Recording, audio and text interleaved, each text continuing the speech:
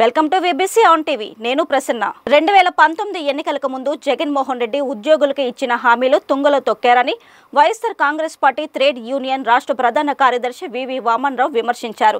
స్థానిక హోటల్లో ఏర్పాటు చేసిన మీడియా సమావేశంలో ఆయన మాట్లాడారు.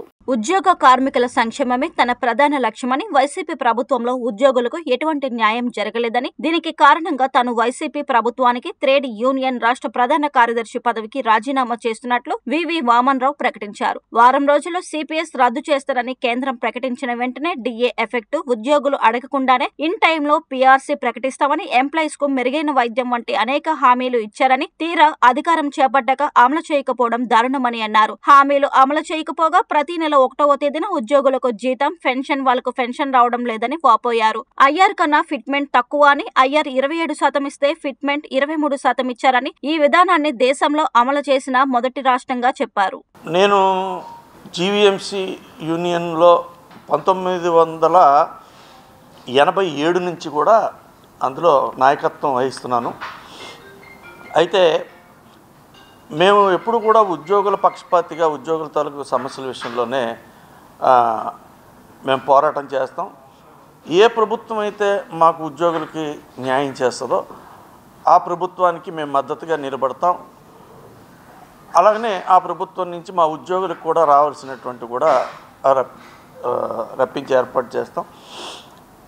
ఇది ఈ సందర్భంలో 2019 ఎన్నికల్లో మాకు జగన్మోహన్ రెడ్డి గారు ఇచ్చినటువంటి వారం రోజుల్లో సిపిఎస్ రద్దు, టెన్షన్గా ఇంక్రిమెంట్ జమ, కేంద్రం ప్రకటించిన వెంటనే డిఏ ఎఫెక్ట్ చేస్తాం, ఉద్యోగులు అడగకుండా ఇన్ టైంలోనే పీఆర్సీ ఇస్తాం, అలానే ఎంప్లాయీస్ అందరికీ కూడా మెరుగైన వైద్యం కూడా చేస్తామని చెప్పి ఇచ్చిన హామీలకు ఆకర్షిస్తున్నాయి.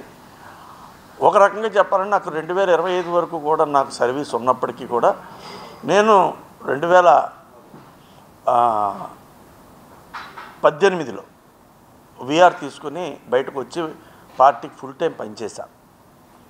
కానీ ప్రస్తుతం ఎంప్లాయీస్ పరిస్థితి చాలా దారుణంగా ఉంది.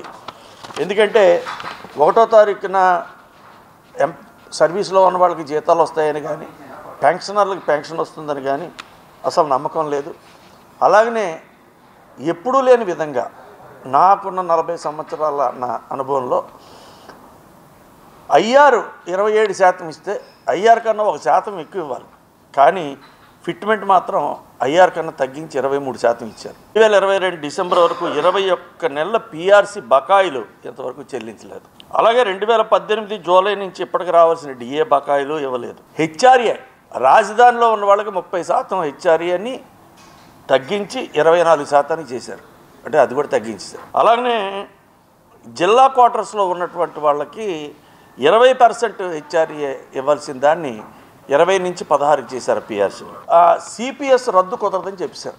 ఏదైతే వారం రోజుల్లో సిపిఎస్ రద్దు చేస్తామని చెప్పారో దాన్ని కుదరదని చెప్పి జీపీఎస్ అని తెచ్చారు. దానికైతే ఉద్యోగులు ఎవరూ సముఖంగా లేరు. ఇవన్నీ కూడా మాకు అవకాశం ఉన్నంత వరకు, మాకు వేదికలు కల్పించినంత వరకు మేము పార్టీకి చెప్పినా ఎవరు కూడా జగన్మోహన్ రెడ్డి గారి దగ్గరికి తీసుకెళ్ళట్లేదో, మరి ఆయన దృష్టిలో పెట్టడానికి భయపడుతున్నారో నాకు అర్థం అవ్వట్లేదు. ఆయనకి మాత్రం రాంగ్ ఫీడ్బ్యాక్ ఇచ్చారు. వైసీపీకి నిన్నటిదాకా సపోర్ట్ చేశారు కదా అని చెప్పి కూడా అడిగారు. మేము కూడా ఖచ్చితంగా చెప్పాను, ఎస్ మేము సపోర్ట్ చేసాం. అది కూడా ఎలాగంటే ఎంబీవీ సత్యనారాయణ గారు ఎంప్లాయీస్కి సంబంధించి ఏ విషయం మీద ఆయన దగ్గరికి వెళ్ళినా ఆయన వెంటనే స్పందించి ఆ పని చేశారు. కాబట్టి అన్నట్టు వాళ్ళ వరకు చేస్తున్నారు. కాబట్టి అటువంటి నాయకుడికి మేము నిన్నటిదాకా సపోర్ట్ చేయడమే కాదు, మేము నిన్నటి దాకా చేసిన ప్రచారానికి కూడా కట్టుబడి ఉంటాం.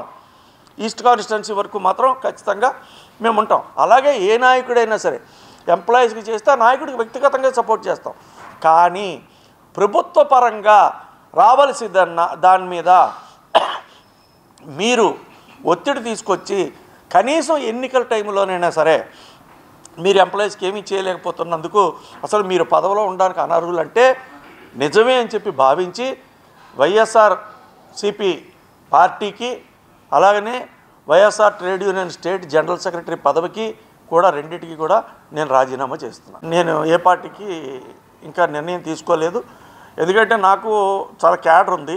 ప్రస్తుతం మా క్యాడర్ అంతా బయటికి రావాలనుకుంటే ఎలక్షన్ కోడ్ ఉంది, ఎంప్లాయీస్ రావాలంటే. అలా బంధుమిత్రులు అందరూ తాలూకు అభిప్రాయాలు తీసుకున్న తర్వాత నేను ఆ నిర్ణయం తీసుకుంటాను. ఏ నిర్ణయం తీసుకోవాలన్నా అందరితో సంప్రదించి చేస్తాను.